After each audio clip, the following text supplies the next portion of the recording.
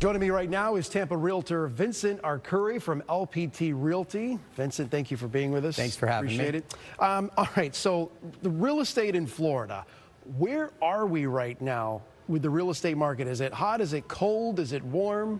It seems to be, with all the things happening in real estate, with the insurance and the interest rates being elevated and whatnot, we are still continuing to flourish in Florida. It's amazing. It seems like Florida's bulletproof. Is that going to change in the next 6 months to a year or so? Well, I think economically, when you look at these other parts of the country that are suffering, and since COVID happened, I mean, everybody's really realizing a lot of these people can work anywhere they want to work remotely, and it's made Florida a hot destination, and it's really held us up and propped the market up. What about situations like, we were hearing before, homes were selling like hotcakes, sight unseen? Where you have an open house, you get 40 offers in a weekend. Is that still happening? Well, that was happening with the 3% rate, so it's not happening to the extent that it was, but we're still getting really short days on the market time, and we're still getting premium pricing. So full price offers are sometimes still not the winning bid on purchases. Yeah, we're hearing that these interest rates could go as high as 8%, which is more than double, almost triple what they were, a couple of years ago.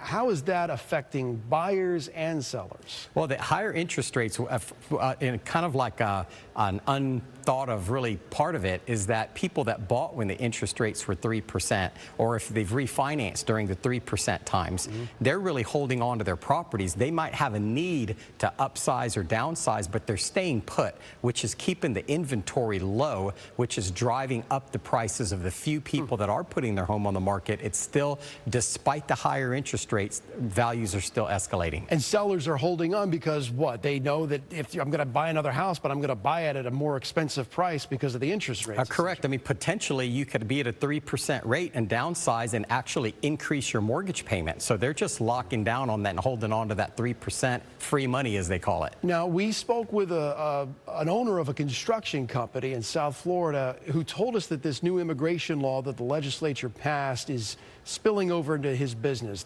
basically the crackdown on hiring illegal workers.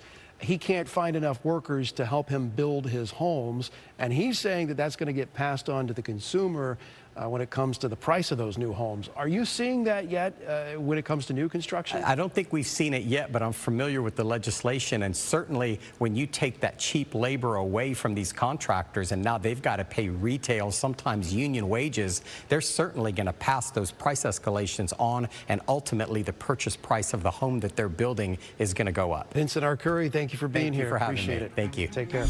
Next on Full Circle Florida, shut